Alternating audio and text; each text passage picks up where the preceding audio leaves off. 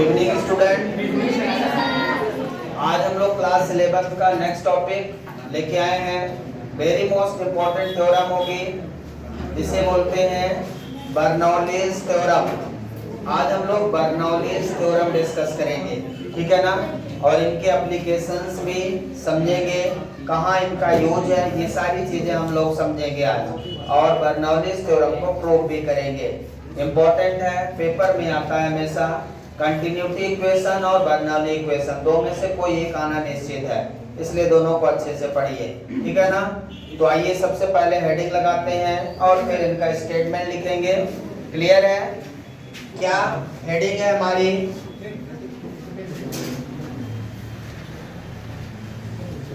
Bernoulli's theorem heading लगाएंगे।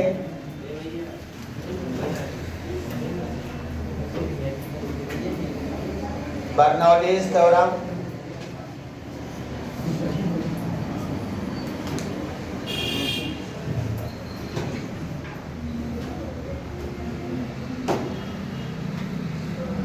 सबसे पहले इनका स्टेटमेंट लिखते हैं, उसके बाद डिस्कस करते हैं, प्रूव करते हैं, ठीक है। अकॉर्डिंग टू दिस थ्योरम, बातें न करें भाई। According to this theorem, when an ideal liquid, when an ideal liquid, when an ideal liquid, ideal liquid कल बताया था, क्या बताया था भाई? when an ideal liquid bracket में लिखेंगे non viscous, non-viscous and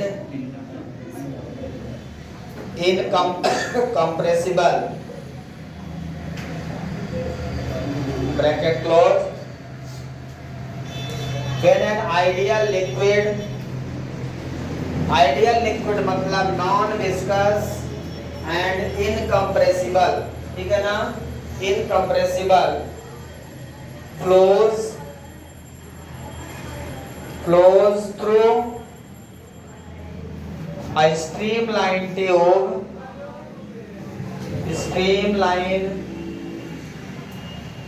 flows through a streamline tube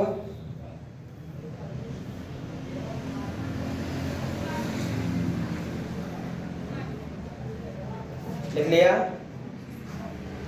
According to this theorem, when an ideal liquid non-viscous and incompressible flows through a streamline tube, then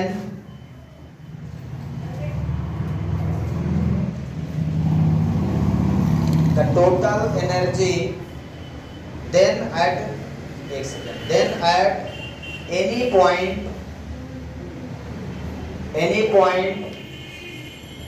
on the tube,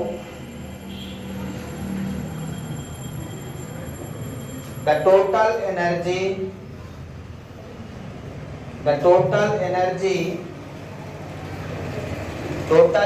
कौन कौन सी है?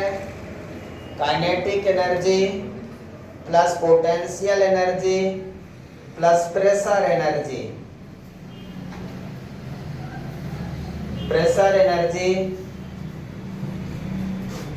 Is equal to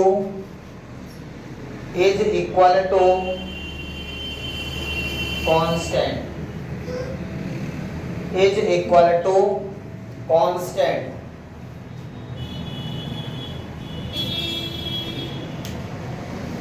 The total energy यहाँ पे थोड़ा सा पर unit volume लिख लीजिएगा, per unit volume, total energy per unit volume, that is kinetic energy, potential energy, pressure energy, ठीक है, इज इक्वल टू कांस्टेंट। मतलब है P pressure plus half dB square plus dGH equal to constant. ये formula है हमारा जिसे मुझे prove करना होगा according to Bernoulli's theorem. P plus half dv square plus dgh equal to constant. Clear है? कंप्लीट लिख ले पूरा। इसमें P क्या है? P हमारा प्रेशर है, D है डेंसिटी, फ्लो ऑफ लिक्विड, जो लिक्विड फ्लो हो रहा है उसकी डेंसिटी, और V वेलोसिटी है, velocity of liquid, G gravity है, H हाइट है।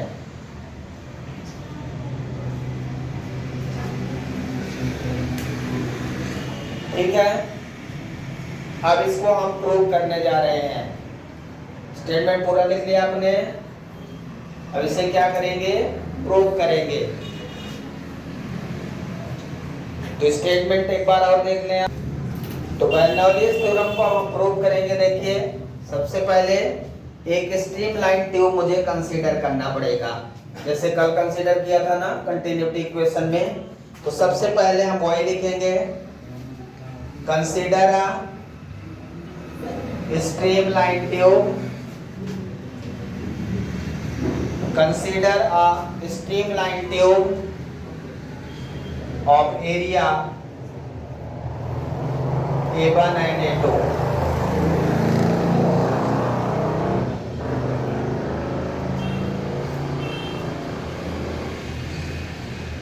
स्ट्रीमलाइन ट्यूब किस तरह से बनाएंगे? सबसे पहले ध्यान देखिए, आपको स्ट्रीमलाइन ट्यूब कैसे बनाना है ये ध्यान देना है। ठीक है,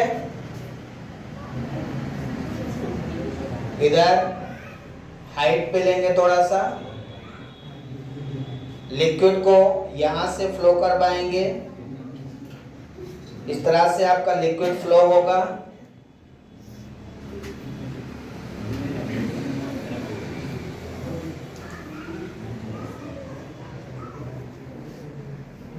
ठीक है, दो इंड ए इंड बी, यहां से लिक्विड आपका इंटर करेगा V1 वेलोसिटी से, इधर से लिक्विड बाहर निकलेगा V2 वेलोसिटी से। मान लीजिए ग्राउंड लेवल है, ये क्या है? Ground level. यहां से इस एंड की हाइट S2 है और इस एंड की हाइट H1 है।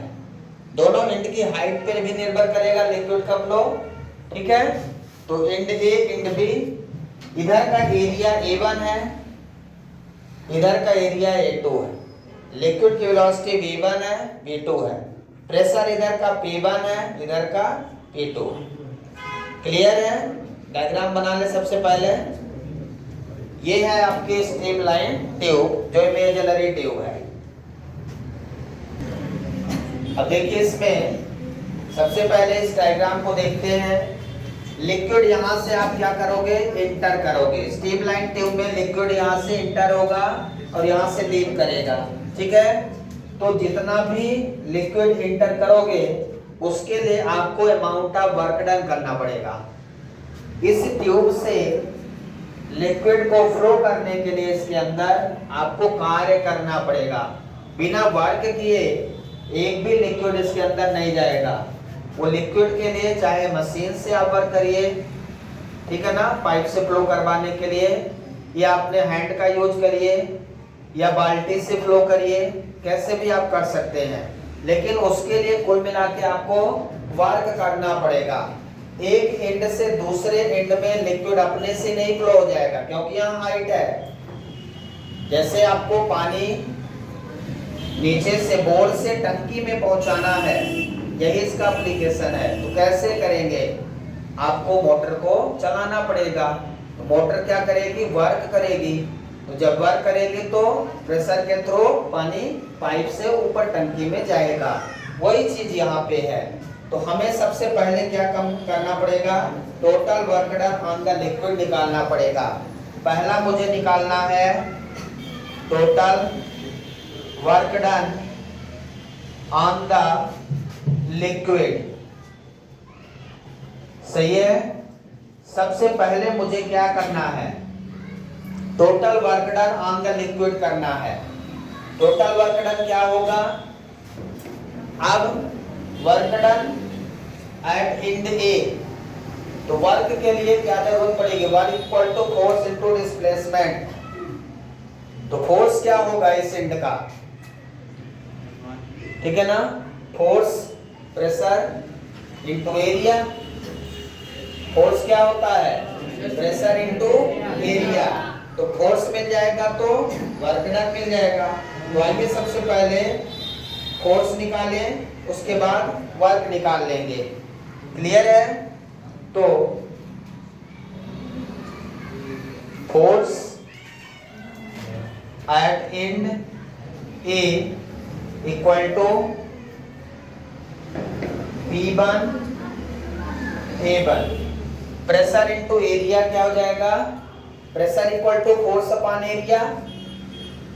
Pressure equal to force upon area, तो force equal to pressure into area. ये फोर्स निकाल दिया। तो amount of work done, amount of work done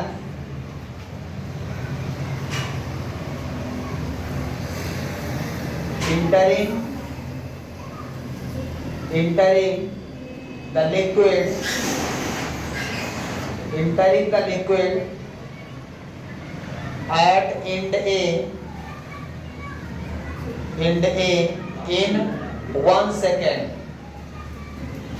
1 second में कितना amount of work done end A से इंटर करेगा वो आपको लिखना है।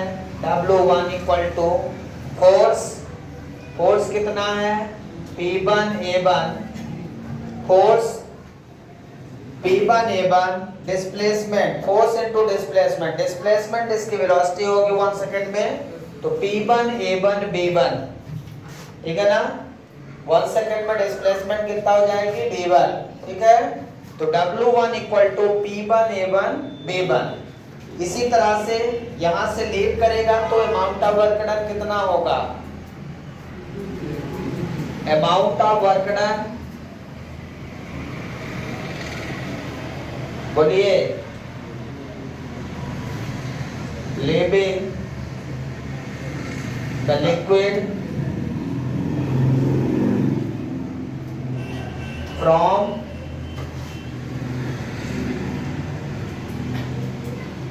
end A, end B, कितना हो जाएगा in 1 सेकेंड।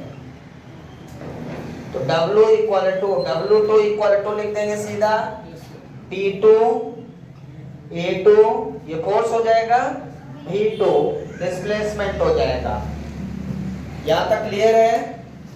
इतना आप अमाउंट वर्क डन कर रहे हो इंड ए से लिक्विड को एंटर करवाने में, तो लिक्विड को इंड ए से बी से निकलने में भी आपको अमाउंट ऑफ वर्क डन करना पड़ेगा, ठीक है ना। तो यहां तक लिखिए, उसके बाद नेट वर्क डन निकालते हैं। टोटल वर्क डन कितना हो जाएगा, यहां पे लिख देता हूं ऊपर, total work done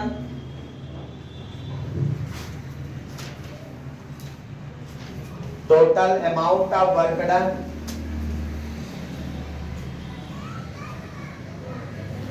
W equal to, ज्यादा कार्य आपको इंड ए पे करना पड़ेगा कि इंड बी पे, इंड ए पे ज्यादा कार्य करना पड़ेगा, क्योंकि यहां से इसको ऊपर की ओर ले जाना है, तो यहां से यहां तक ले जाने में ज्यादा कार्य करना पड़ेगा। मतलब W1 minus W2, W1 minus W2, ठीक है। तो W1 क्या है भाई, P1 A1 B1 minus P2 A2 B2, ये हो जाएगा। अब यहां पे देखिए P1 A1 A1 B1 और A2 B2, ये क्या है A1 B1 और A2 B2। यदि हम कंटिन्यूटी इक्वेशन का यूज करें तो उससे हम इसको सॉल्व कर सकते हैं। Now A1 B1 equal to A2 B2, यही होता है, एरिया इंटू डिस्टेंस है ये, ठीक है ना। तो ये क्या है, वॉल्यूम है। वॉल्यूम में डेंसिटी का मल्टीप्लाई कर दें तो क्या बन जाएगा, मास। तो ये A1 B1 T equal to A2 B2 D equal to m, density का मल्टीप्लाई कर दिया। तो यहां से देखिए A1 B1 equal to A2 B2 equal to क्या हो जाएगा, mass upon density. Mass upon density equal to volume. ये वॉल्यूम लिखा है ना A1 B1, कल बताया था कंटिन्यूटी इक्वेशन में। एरिया इनटू वेलोसिटी 1 सेकंड में ये एज अ डिस्टेंस काम करेगा, ठीक है ना। तो एरिया इनटू डिस्टेंस वॉल्यूम हो गया, वॉल्यूम है, ये भी वॉल्यूम है, मास अपॉन डेंसिटी। इस इक्वेशन में A1 B1 की जगह m/d और A2 B2 की जगह भी m/d पुट कर दें। क्लियर है। तो ये W इक्वल टू कितना आ जाएगा, P1 m/d minus P2 m/d। तो यहां से m/d कॉमन ले लें, अंदर क्या बचेगा, P1 minus P2। So this is the equation first. Clear है क्या। ये इक्वेशन ये कंटिन्यूटी इक्वेशन से है, from equation of continuity. Equation of continuity क्या कहती है, A1 B1 बराबर A2 B2। इसमें दोनों तरफ डेंसिटी का मल्टीप्लाई कर दिया तो क्या बन गया, mass. Volume into density equal to mass, divide कर दिया D, तो mass upon density equal to volume. Simple सी वैल्यू रख दिया। तो क्लियर हो गया। आपने इंड A पे अमाउंट ऑफ वर्क निकाला, इंड B पे अमाउंट ऑफ वर्क निकाला, total amount of work done W1 minus W2 कर दिया, डिफरेंस। अब ये value A1 B1 continuity equation से यहाँ पे A1 B1 डेंसिटी का मल्टीप्लाई कर दिया तो क्या बन गया, मास हो गया। m/d equal to value, value put कर दिया, इक्वेशन फर्स्ट आ गया। सेकंड हमें निकालना है। सेकंड, जब लिक्विड हमारा यहाँ से फ्लो हो रहा होगा तो उस लिक्विड की काइनेटिक एनर्जी भी होगी। लिक्विड की वेलोसिटी है, यहाँ पे वेलोसिटी जाता है कि यहाँ पे, लिक्विड की वेलोसिटी कहाँ जाता है, A पॉइंट पे। यहाँ पे ये हाइट पे चढ़ रहा है, जब हाइट पे चढ़ेगा तो उसकी वेलोसिटी घटती जाएगी, ठीक है ना। तो यहाँ की वेलोसिटी ज्यादा है, इसका मतलब यहाँ की काइनेटिक एनर्जी ज्यादा है, यहाँ की काइनेटिक एनर्जी कम होगी। यहाँ की पोटेंशियल एनर्जी ज्यादा है क्योंकि हाइट ज्यादा है, यहाँ की पोटेंशियल एनर्जी कम है।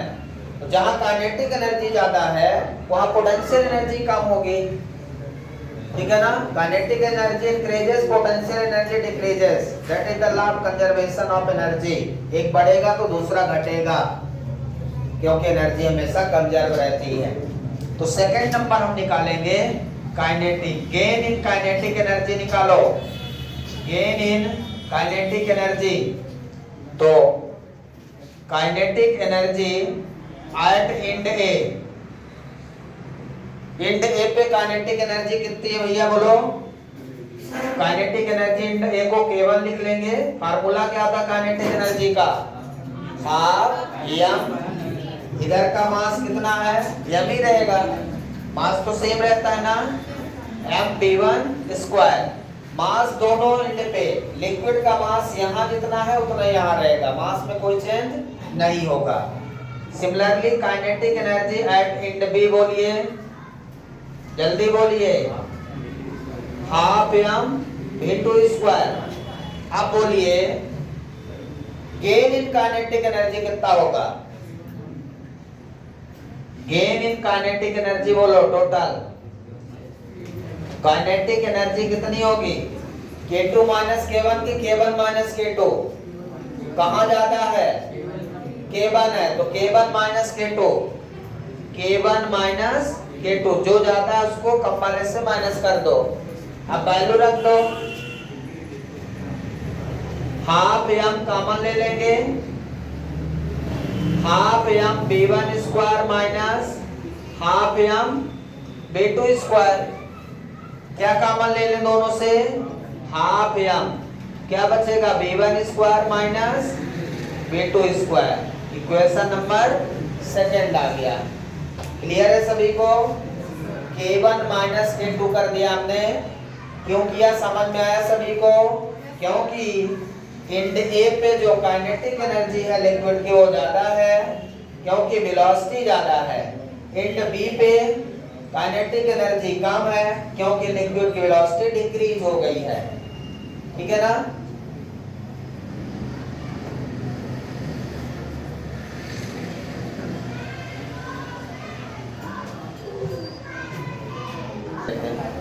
ये काइनेटिक एनर्जी बी इंड पे ज्यादा होगी, क्योंकि यहाँ पे प्रेशर ज्यादा रिलीज होगा।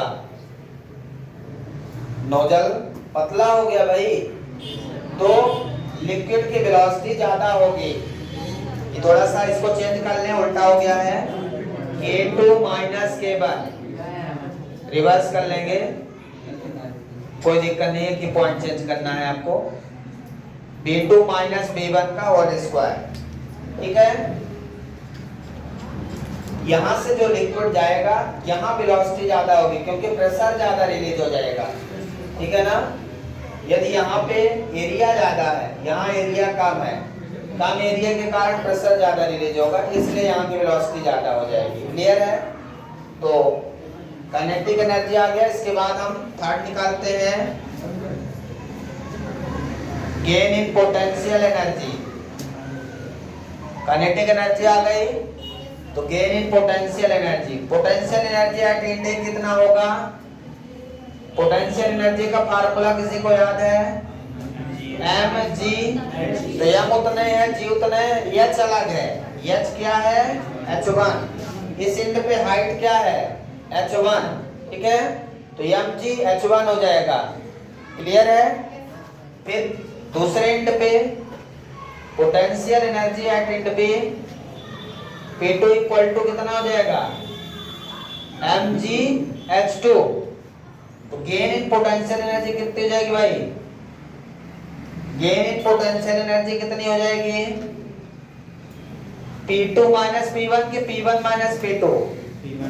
पोटेंशियल एनर्जी किसकी ज्यादा है? P2 की, हाइट ज्यादा है, तो P2 minus P1। Potential energy mgh2 minus mgh1। यहाँ पे mg कॉमन ले लेंगे तो क्या बचेगा? h2 minus h1। So this is the equation third. Equation 3 लिखेंगे। अब यहां से प्रूव हो जाएगा। ठीक है ना? अब देखिए इसको, according to law of conservation of energy क्या कहती है? According to law of conservation of energy,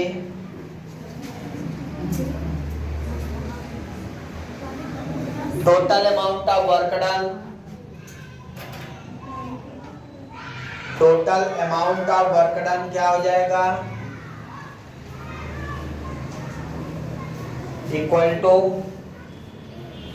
gain in kinetic energy plus gain in potential energy. Gain in kinetic energy plus gain in potential energy बराबर total amount of work done. जो आपने total amount of work done किया है वो kinetic energy और potential energy में convert हो जाता है। ठीक है? तो इक्वेशन फर्स्ट हमने क्या लिखा था? Total amount of work done कितना लिखा है? m by d P1 minus P2। Equation first देखें, equal to gain in kinetic energy हमने क्या लिखा है? Half m P2 square minus P1 square plus को gain in potential energy third equation देखिए, mg H2 minus H1। Clear है? यहाँ तक सभी लोग लिख लीजिए।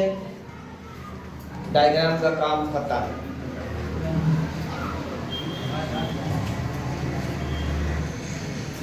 अब देखिए यम दोनों तरफ से कॉमन ले लें और d को इधर मल्टीप्लाई कर दें।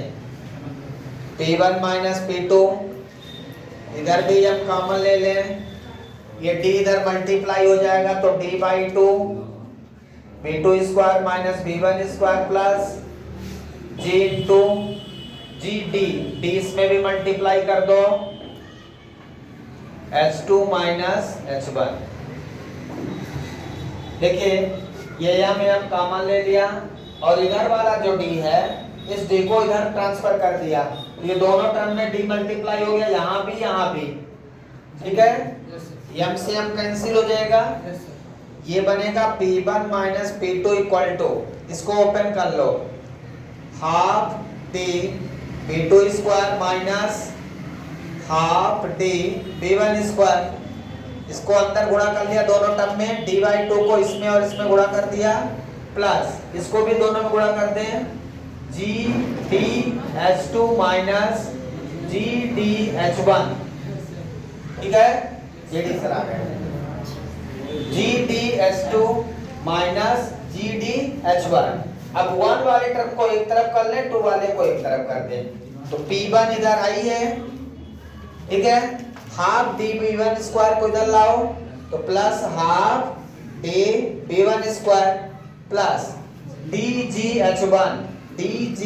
H1 इक्वल टू P2 को उधर ले जाओ, इधर है माइनस में, उधर जाएगा तो प्लस में, P2 प्लस ये half D B2 square plus half ये हो गया d GD H2।